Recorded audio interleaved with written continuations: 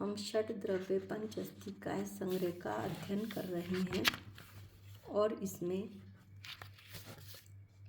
हम प्रथम अधिकार का वर्णन कर रहे थे। प्रथम अधिकार में हम जीव अस्थिकाय का वर्णन कर रहे हैं। जीव अस्थिकाय में हमने इस गाथा 27 में जीव के 9 विशेषण पढ़े थे। उसमें से जीव के जो कर्तृत्व गुण की व्याख्या, कर्तृत्व गुण का जो व्याख्यान है वो चल रहा है। सबसे पहले हम मंगलाचरण करते हैं। इंद सतवंदियाणम तिहुवण हित मधुर विशद वक्काणम अंतातीत गुणाणम नमो जिणाणम जित भवाणम। आज गाथा 56 का अध्ययन चलेगा। पहले वाली गाथा में भी आचार्य ने इससे पहले भी जीव के 5 असाधारण भावों की चर्चा की थी। इसमें भी कर्म के जो भाव हैं, कर्म के उदय से होने वाले भाव, उपशम, क्षयपशम आदि, ये जो 5 भाव हैं और इनसे जो जीव के भाव बनते हैं उनका वर्णन किया गया है। यद्यपि आचार्य कहते हैं कि और अनेक ग्रंथों में इसमें जीव के भाव बहुत विस्तृत तरीके से दिए गए हैं। जैसे तत्वार सूत्र के 2 अध्याय के शुरू में ही जीव के असाधारण भाव दिए गए हैं। लेकिन इसमें जितना भी आचार्य ने बताया है हम उसे पढ़ते हैं और पढ़कर समझने की कोशिश करते हैं। गाथा पाठ करते हैं। उदयेण उसमेण य खयेण दुहिम मिस्सी देहिम परिणामे जुत्ताते जीव गुणा बहुसु या अथेसु वित्थिणना। उदयेण उदय से युक्त, उपसमेण उपशम से युक्त, खयेण क्षय से युक्त, दुही मिस्सी देहिम क्षयपशम से युक्त, या और परिणाम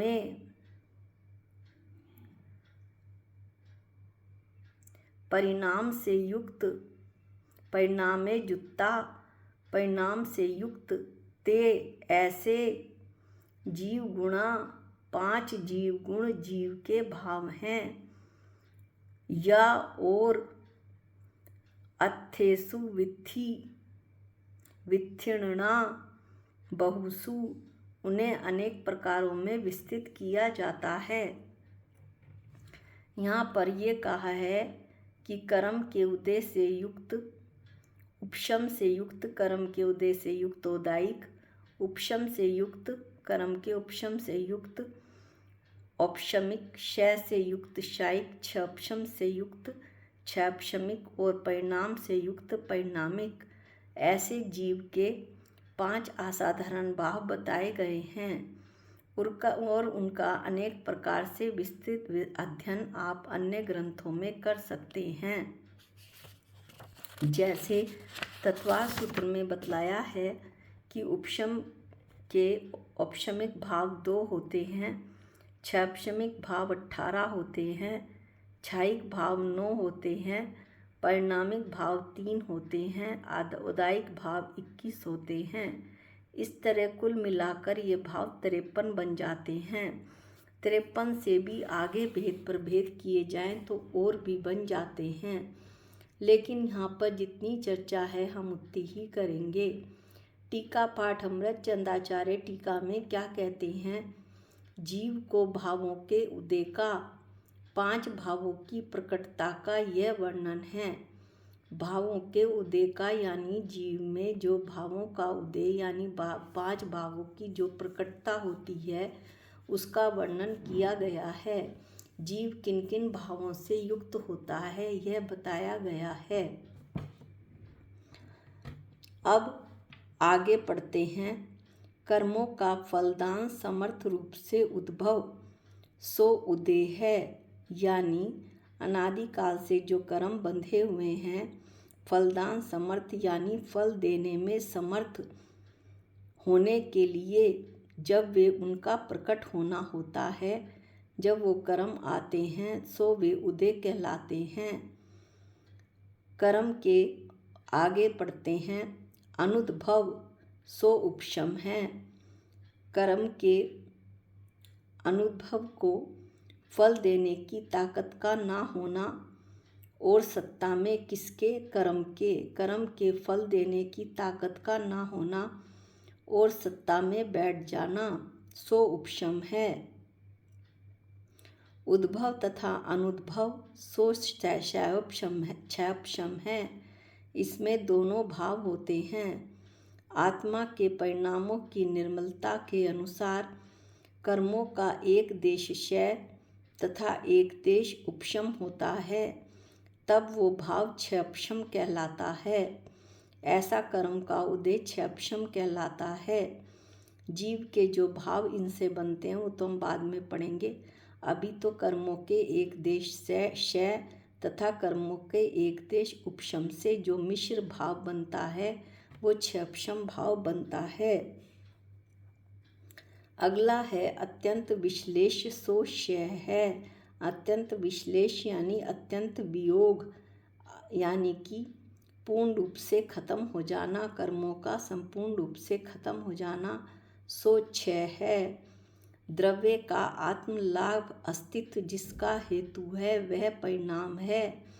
अंतिम कर्म का उदय बता रहे हैं। कर्म के कैसे कैसे होते हैं वो बता चुके कि उदय, उपशम, क्षयपशम, क्षय और परिणाम बता रहे हैं। कर्म का परिणाम क्या है? आत्मलाभ। आत्मलाभ जिसका हेतु है, आत्मलाभ यानी स्वरूप की प्राप्ति, स्वरूप को धारण करना। द्रव्य अपने को धारण करता है। द्रव्य यानी मैं, जीव द्रव्य का आत्मलाभ जिसमें हो, ऐसा परिणाम द्रव्य जो अपने को धारण कर रखता है अर्थात समय बने रहता है, वो परिणाम है।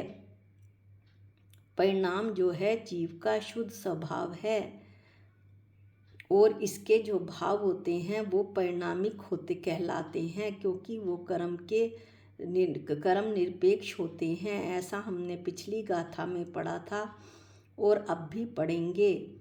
अब क्या कहते हैं आचार्य कि वहाँ कर्मों के उदय से युक्त वह जीव का भाव औदायिक है। जो कर्मों के उदय से युक्त भाव है वो क्या कहलाएगा? औदायिक। उपशम से युक्त वह औपशमिक है। कर्मों के उपशम से युक्त जो जीव का भाव है वो औपशमिक कहलाएगा और कर्मों के क्षयपशम से युक्त जो भाव है जीव का वो क्षयपशमिक है। अब यहाँ जीव के भावों की चर्चा चल रही है। ऊपर कर्मों की चर्चा चली थी कि किस तरह उपशम, क्षयपशम और उदय होता है। अब यहाँ जीव के भावों की चर्चा चल रही है कि क्षयपशम से युक्त जो जीव के भाव हैं वो क्षयपशम हैं। क्षय से युक्त जो कर्म के क्षय से युक्त भाव हैं वे क्षयिक हैं।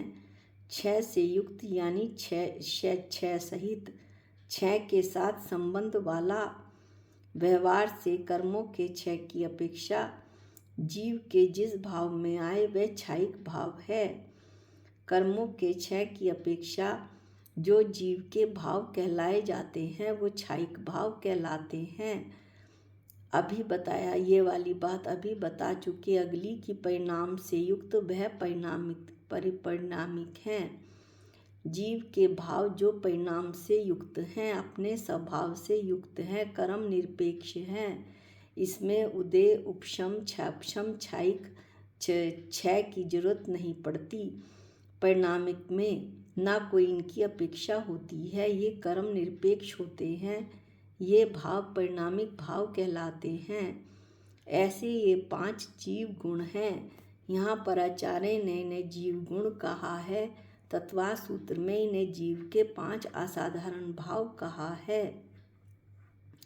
इसमें से इन 5 गुणों में से उपाधि का चतुर्विधपना जिनका कारण निमित्त है। क्या मतलब हुआ इसका? कर्म उपाधि की 4 प्रकार की दशा बनती है, अर्थात कर्म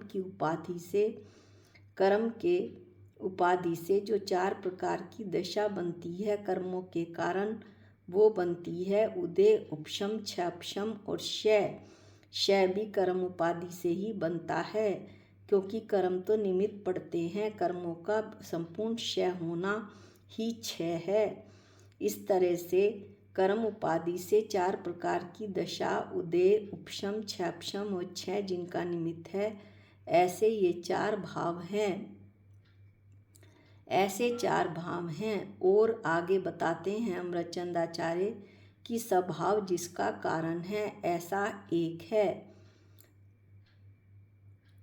स्वभाव जिसका कारण है अर्थात जिस भाव में कर्म की उपाधि बिल्कुल नहीं है, कर्म निरपेक्ष है, कर्म उपाधि निमित्त बिल्कुल नहीं है, यानी वो कर्म निरपेक्ष है। मात्र द्रव्य स्वभाव से ही जिसका कारण है, द्रव्य स्वभाव ही जिसका कारण है, वो परिणामिक भाव है।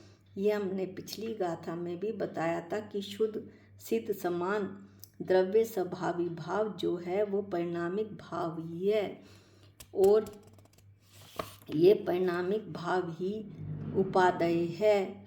ऐसा परिणामिक भाव जो अनादि अनंत है, निगोद से लेकर सिद्ध तक मेरे में परिणामिक भाव सिद्ध समान मेरी आत्मा है। ज्ञाता दृष्टा टंकोत्कीर्ण जैसे पत्थर पर खोद दिया गया हो, ज्ञायक स्वभावी ज्ञाता दृष्टा निर्विकार राग देश से रहित नित्य आनंद स्वरूप निराकुल आनंद में रहने वाली, ऐसा जीव निराकुल आनंद में रहने वाला मेरा जीव द्रव्य, इसी का आश्रय मुझे करने योग्य है, यही मेरे लिए उपादेय है।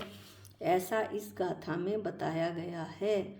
इस तरह से गाथा 56 को अभी समाप्त करते हैं यहीं पर, और गाथा 57 जो अगले वीडियो में हम उसका अध्ययन करेंगे। निज निधि निज में बताई ये अनंत उपकार है, इसके लिए जिन वाणी माँ को वंदनानंत बार है, वंदनानंत बार है। सबको जय जिनेन्द्र।